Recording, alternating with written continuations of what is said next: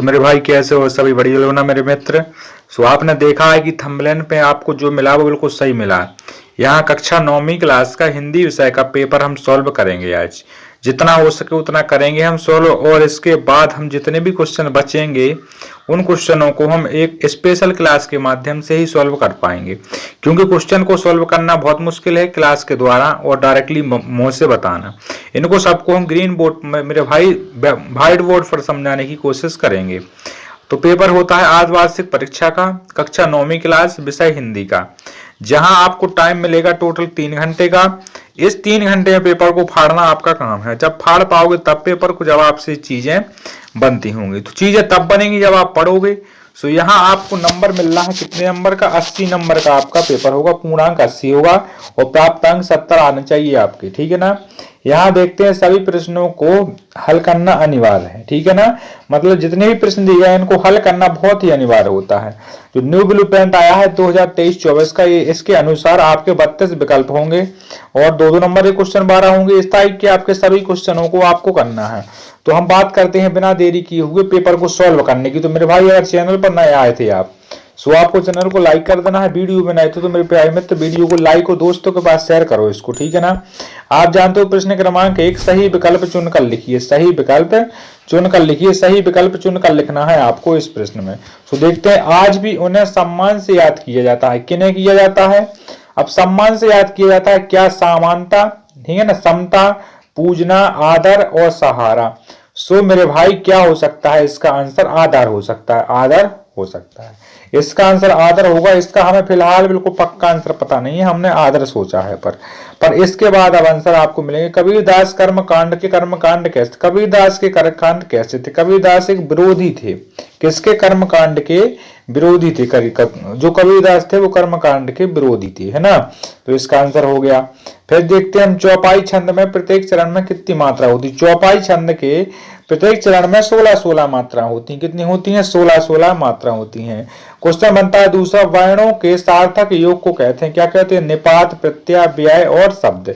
सो मेरे भाई वर्णों के प्रत्येक वर्णों के सार्थक योग को बोला जाता है शब्द। जहां वर्ण मिलकर बनते हैं उन्हीं को हम शब्द कहते हैं। जब वर्ण आपस में मिल जाते हैं तो प्राप्त होता है हमें शब्द। तो हमारा शब्द बन चुका है।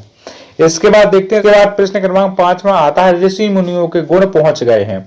अब ऋषि मुनियों के गुण कहां तक पहुंच गए हैं? ये बताना है आपको। बैलों में ऋषि मुनियों के गुण पहुंच गए हैं। बैलों में, किसमें? बैलों में पहुंच चुके ऋषि मुनियों के गुण। आप जानते हो लेखिका के अनुसार मेरे नानक पक्के माने जाते थे। मेरे नाना पक्के माने जाते थे। कौन पक्के माने जाते थे? वे पक्के माने जाते थे साहब। कौन? पक्के साहब माने जाते थे, ठीक है ना। इसका आंसर ये हो गया। आप जानते हो अब आ गया रिक्त स्थान। प्रश्न क्रमांक दूसरा। प्रश्न क्रमांक दूसरे में देखते हैं मेरे भाई, रिक्त स्थानों में सही शब्द चुनकर लिखिए। आपको शब्द दिए गए हैं, आपको इनको चुनकर भरना है। अब इससे अच्छा क्या हो सकता है? 2 में से चढ़ने के लिए किसकी आवश्यकता होती है? जीना की के जीना की। दोनों में लिखा है जीना जीना। सो मेरे भाई जीना की आवश्यकता होती है। एक इसका आंसर सही है, जीना की आवश्यकता होती है। कहते हैं कि मैं पत्थर बनूं तो डॉट डॉट पर्वत का ही बनूंगा। किसका? गोवर्धन पर्वत का। गोवर्धन पर्वत का। मैं क्या बोलते हैं? रसखान जी बोलते हैं कि मैं पत्थर बनूंगा तो कहां का पत्थर बनूंगा? गोवर्धन पर्वत का बनूंगा, जिसको कृष्ण भगवान ने अपनी उंगली पर उठा लिया था। फिर बनते हैं, काव्य के डॉट डॉट भेद होते हैं। तो काव्य के कितने भेद होते हैं मेरे भाई? काव्य के 2 भेद होते हैं। कितने होते हैं? 2 होते हैं। जो पढ़ा लिखा ना हो उसे क्या बोलते हैं? उसे पढ़ाकू बोलते हैं कि अनपढ़ बोलते हैं? उसको अनपढ़ बोला जाता है। लेखक के अनुसार टोपी का प्रतीक क्या होता है? सम्मानीय व्यक्ति होता है। जो अधिक बोलता हो उसे क्या बोलते हैं? वाचाल बोलते हैं, बड़बोला बोलते हैं, वाचाल बोलते हैं, ठीक है ना। फिर आते हैं क्वेश्चन नंबर आपका 7वां नंबर, जहां 6 से आना है। एक आपको एक्स्ट्रा दिए गए हैं। दुष्ट व्यक्ति के साथ साथ आदर्श भी होता है प्रेरणा। आदर्श भी होता है प्रेरणा। दुष्ट व्यक्ति के साथ साथ आदर्श भी होता है, प्रेरणा होता है। यहां से आपके रिक्त स्थान गायब हो गए मेरे भाई। हो चुके हैं सभी। सही जोड़ी आपको देखना है। 7-6 दी गई हैं आपको, 6 ही आनी है आपके पेपर में। तो कैदी और कोकला का संबंध किससे है? तो कैदी और कोकला का संबंध माखनलाल चतुर्वेदी से। किससे है? माखनलाल चतुर्वेदी जी से है संबंध इनका। माखनलाल चतुर्वेदी जी से, माखनलाल चतुर्वेदी जी से संबंध है इनका। फिर देखते हैं पीपर पात, फिर देखते हैं दूसरा नंबर पीपर पात सरस मंडोला। पीपर पात सरस मंडोला का अर्थ क्या होता है? इसमें होता है उपमेय अलंकार। कौन सा अलंकार? उपमेय अलंकार। उपमेय अलंकार सबसे नीचे वाली उपमेय अलंकार। इसके बाद आते हैं अपन दो बैलों की कथा। कैसी कथा है? दो बैलों की कथा किसने दी? प्रेमचंद, मुंशी प्रेमचंद जी के द्वारा। मुंशी प्रेमचंद जी के द्वारा, यहां चलिएगा, मुंशी प्रेमचंद जी के द्वारा दी गई दो बैलों की कथा। फिर होता है प्रेमचंद के फटे जूते थे, हाँ पक्के थे। तो क्या होगा इसका आंसर? इसका आंसर हो जाता है अपना, क्या होता है इसका आंसर? प्रेमचंद जी के फटे जूते थे घने घने घना है, ठीक है ना।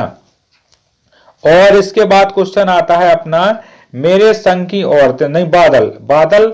बादल से क्या संबंध है? बादल की रचना किसने की थी? बादल की रचना कौन थे? बादल के लेखक थे सुमित्रानंदन पंत जी, सुमित्रानंदन पंत जी। और इसके बाद आता है मेरे संग की औरतें। सो मेरे संग की औरतों में क्या है? मृदुल्ला गर्ग, मृदुल्ला गर्ग। मेरे संग की औरतों से आंसर होता है मृदुल्ला गर्ग, मृदुल्ला गर्ग। यहां से आपके जो क्वेश्चन सही जोड़ियां आपकी क्लियर हो जाती हैं। अब इसके बाद हम बात करते हैं किसके ऊपर? अब इसके बाद हम बात करेंगे मेरे भाई की क्या लिखना है, सत्य सत्य के ऊपर चर्चा करेंगे, सत्य सत्य के ऊपर।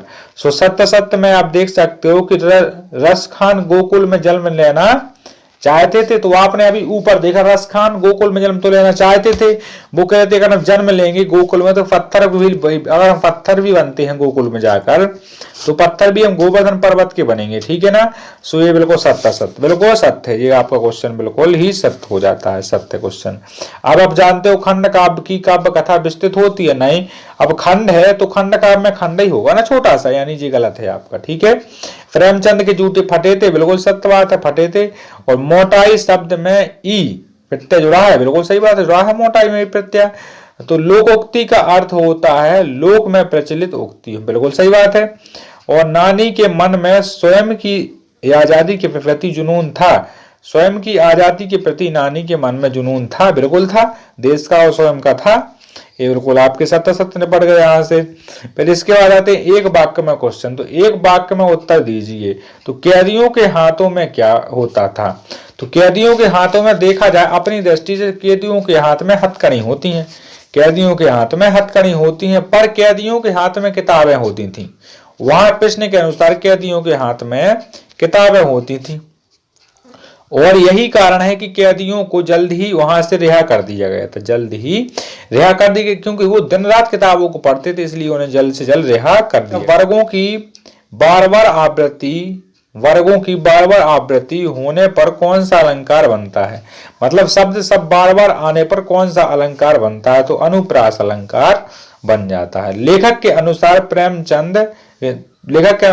प्रेमचंद किसके साथ फोटो खिंचवाया था? लेखक के अनुसार प्रेमचंद अपनी पत्नी के साथ में फोटो खिंचवाया था। महाकाव्य में कम से कम कितने सर्ग होते हैं? तो अब में बहुत सारे सर्ग होते हैं, ठीक है, नाम नहीं है पता इनका हमें। अन्य भाषाओं के संपर्क के कारण हिंदी में ये अन्य भाषा के संपर्क में आने के कारण हिंदी में अनेक शब्द क्या कहलाते हैं? वो आने वाले शब्द क्या कहलाते हैं? तो आने वाले शब्द विदेशी शब्द कहलाते हैं। कौन से शब्द कहलाते हैं?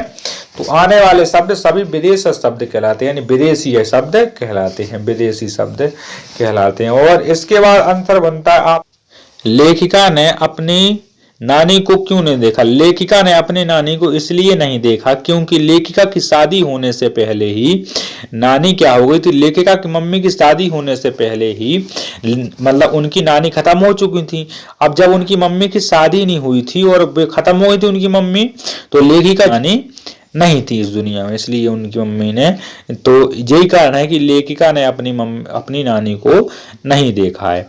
फिर आते हैं क्वेश्चन पर, यहां से तो आपके 32 क्वेश्चन क्लियर हो गए। अब देखते हैं कवि रस खान पशु पक्षी और पहाड़ के रूप में श्री कृष्ण का सन्निधान क्यों प्राप्त करते थे? ये आपका क्वेश्चन है और इसका क्वेश्चन आपका आंसर देना फर्ज है। नहीं बनता है तो हम बैठे हैं, सो आपको यहाँ कमेंट करना है तो हम आंसर दे देंगे आपको। आप जानते हो कवि को कोयल से ईर्ष्या क्यों हो रही है?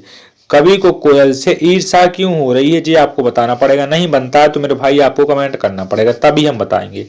आप जानते हो कि गद्य साहित्य पद्य साहित्य में साहित्य का पद्य, आप जानते हो प्रश्न क्रमांक 7वां होता है पद्य साहित्य के इतिहास को कितने काल में विभाजित किया गया है। अब आप ही बताओगे इस क्वेश्चन का आंसर, हम तो नहीं बताएंगे, हम तभी बताएंगे जब आप कमेंट करोगे, ठीक है। ये बात खत्म हुई।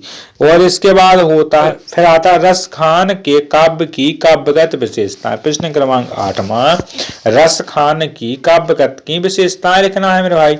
अगर नहीं बनता है तो माखनलाल चतुर्वेदी के काव्य की व्यंगत विशेषता लिख दीजिए। बीज रस की परिभाषा लिखो और उदाहरण भी दे दो। अब बीज रस की परिभाषा नहीं बनी तो फिर क्या हो सकता है मेरे भाई, बहुत सरल सी परिभाषा है बीज रस की। अगर हम तो नहीं बताएंगे, हम बता देंगे तो तुम्हें क्या लिखने का मतलब निकला। तो आपको कमेंट ही करना है पहले, कमेंट के बाद हम इसका सॉल्यूशन भी देंगे। शांत रस की बन जाए, बीर की नहीं बनता है तो शांत की बननी चाहिए। शांत तो ठीक है ना, आप शांत स्वभाव के हो कि बिगड़े, अगर आप बीर हो तो बीर की बन जाएगी और शांत हो तो आप पे शांत की बन जाएगी। फिर देखना तत्सम शब्द कौन कहलाते हैं। तत्सम शब्द बे शब्द जो संस्कृत के बे शब्द जो ज्यों के त्यों लिखे जाते हैं उन्हें तत्सम शब्द कहा जाता है, ठीक है ना। यहां से फिर आता है तदबाद, आता है मूल शब्दों के बाद में लिए गए शब्दांश जोड़ने पर शब्द बनता है कौन, सम्मान प्लस इत, सम्मानित हो जाएगा। सम्मान प्लस इत का मतलब होता है सम्मानित, सम्मानित हो जाएगा इसका आंसर, ठीक है। और इसके बाद क्या होता है, इसके बाद आ जाती है आपकी बात के गरीबी, गरीब प्लस ईस तो गरीबी हो गई, इसलिए हम इसको किस तरीके से लिखेंगे, गरीबी लो, गरीबी लिख गया, ये इसका आंसर हो गया। और इसके बाद होता है लकड़ प्लस हारा, सो क्या हो जाएगा, लकड़हारा हो गया। लो जोड़ भर देना, जोड़ हटा दिया, लिख दिया। और इसके बाद होता है इसके बाद होता है कड़वा प्लस आहट, सो क्या हो गया, कड़वाहट, ये हो गया लो कड़वाहट, ठीक है, कड़वाहट हो गया। और इसके बाद देखते हैं छोटी बच्ची को बैलों के प्रति प्रेम क्यों उमड़ गया था। छोटी बच्ची को बैलों के प्रति प्रेम क्यों उमड़ गया था, इसका आंसर तो आपको मिल जाएगा, पर आपको कमेंट करना पड़ेगा मेरे भाई। फिर देखते हैं अपन क्या लिखा है। आज की उपभोक्तावादी संस्कृत हमारे दैनिक जीवन को इस प्रकार प्रभावित कर रही है, ठीक है ना, कि आपको इसको आंसर लिखना है, ठीक है। फिर आता है क्वेश्चन नंबर 12वां, तो लिखा है, क्या लिखा है क्वेश्चन नंबर 12 में, नाटक और एकांकी की 2-3 तिथियां विशेषताएं लिखो। कितने, 2 या 3 विशेषताएं लिखो नाटक और एकांकी की। फिर आता है उपन्यास के बन जाए अंतर, तो उसके लिख दो। और इसके बाद आता है फिर इसके बाद क्वेश्चन नंबर 13वां, होता है हरिवंश राय बच्चन हरिशंकर पर। फिर आता है क्वेश्चन नंबर 13, हरिशंकर परसाई ने साहित्य की भाषा शैली लिखी। हरिवंश राय बच्चन ने हरिशंकर परसाई। क्वेश्चन नंबर 13वां आता है हरिशंकर। अब आपका क्वेश्चन नंबर 13वां होता है हरिशंकर परसाई ने साहित्य की भाषा शैली लिखी। जी आपको बताना है, हम तो बताएंगे पर आपको कमेंट करना पड़ेगा, ठीक है ना। श्यामा चरण दुबे ने साहित्य की भाषा लिखी, ये आपको बताना है, ठीक है। निपात शब्द किसे कहते हैं, उदाहरण सहित आपको इसको आंसर देना है, ठीक है ना। विलोम शब्द किसे कहते हैं, उदाहरण सहित इसका आंसर दे दीजिए। उदाहरण किसे कहते, क्या विलोम किसे कहते हैं, तो उदाहरण सहित इसका आंसर दे दो। और देखते हैं मेरे संग की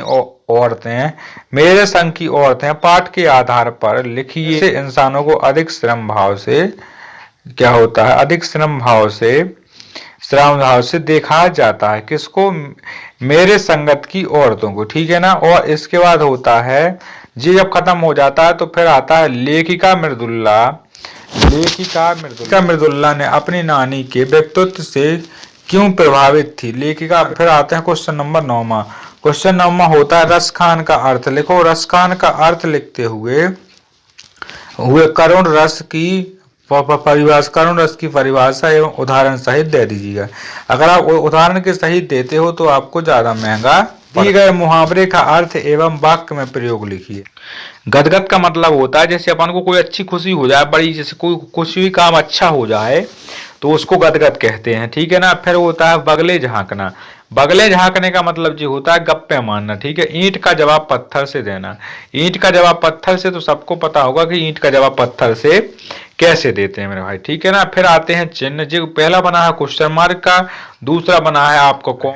फिर आपको जिस प्रकार अंग्रेजी में एक है वो गद्यांश मिलता है ना, अनसीन पैसेज, वैसे ही आपको अपठित गद्यांश को पढ़कर यहाँ प्रश्नों को छाटना। जैसे लिखा है, मैं जिस भारतीय प्रजातंत्र की कल्पना करता हूँ मैं उसका अध्यक्ष कोई किसान ही होगा, ठीक है ना। गांधी जी को यह अभिलाषा देश रत्न डॉक्टर राजेंद्र प्रसाद के स्वतंत्र भारत के प्रथम राष्ट्रपति होने पर निसंदेह कौन थे? स्वतंत्र भारत के प्रथम राष्ट्रपति डॉक्टर राजेंद्र प्रसाद जी को माना जाता है, ठीक है ना। और फिर देखना है आपको इस प्रकार से कि निसंदेह शब्द का अर्थ लिखिए। निसंदेह शब्द का अर्थ क्या होता है, ठीक है ना। विशिष्ट में से कौन सा उपसर्ग है? कौन सा उपसर्ग है जी आपको बताना है। और अपठित पद्यांश को पढ़कर नीचे दिए प्रश्नों का उत्तर लिखना है, तो जी लिख सकते हो आप। फिर होता है आपका काव्यांश का संदर्भ प्रसंग। तो जी आप गद्यांश संदर्भ प्रसंग जानते हो, संदर्भ वह कहलाता है जिसमें जे लिखना पड़ता है संदर्भ में किस पाठ से लिया गया, कहाँ से लिया गया, जी सब कुछ। और प्रसंग में लिखना है कि इस चैप्टर में पूरे इस गद्यांश में किसके बारे में चर्चा हम करने वाले हैं। और फिर आ जाती है मेरे भाई कि अपने विद्यालय के प्रचारशाला शुल्क से मुक्ति लिए एप्लीकेशन लिखो। तो यहाँ पर आपको किसी एक विषय का लगभग 120 शब्दन में निबंध लिखना है। विज्ञान के चमत्कार कर सकते हो, राष्ट्रीय पर्व है दीपावली के ऊपर, जल ही जीवन है, और विद्यालय का वार्षिक उत्सव। जो भी आपको लिखना हो लिख सकती हो। यहाँ से आपने देख लिया पेपर का पूरा सॉल्यूशन, एग्जाम फिर से रिमूव करते हैं। सो आपको एक बार देख लेना, स्क्रीनशॉट ले लेना। जहां आपको पेपर समझ में ना आया हो, हमारी भाषा समझ में ना आई हो, सो आपको प्यारा सा कमेंट करना है। इसको पर्सनली आपके पास में हम भिजवा देते हैं, ठीक है ना, ग्रुप के माध्यम से। तो मेरे भाई कहाँ से आपने देखा, तो आप जानते हो कि मेरे प्यारे मित्र आपको समझ में चीजें आ चुकी होंगी। जब चीजें आपको समझ में आ चुकी हो तो आपको वीडियो को लाइक, शेयर और चैनल को सब्सक्राइब थोड़ी सा कर देना है। सब्सक्राइब आप कर लेते हो तो आपको वहां की रास्ताएं खुल जाती है मेरे भाई। सो मेरे प्यारे मित्र, अब आप सभी को दिल से धन्यवाद मेरे प्यारे मित्र। जय हिंद, जय भारत, वंदे मातरम मेरे भाई। जहां भी रहो आबाद रहो मेरे भाई। सो मेरे प्यारे मित्र, आपने पेपर देखा और इसी तरीके के सभी पेपरों को हम सॉल्यूशन करते हैं बहुत ही फंटास्ट तरीके से। इसके प्रश्नोत्तर के सॉल्यूशन भी आपको दे सकते हैं, पर आपको थोड़ी सा सपोर्ट करना पड़ेगा इसके लिए, ठीक है। यानी सब्सक्राइब करना पड़ेगा, लाइक करना पड़ेगा और मेरे भाई कमेंट करना पड़ेगा, सबसे बेस्ट जी है।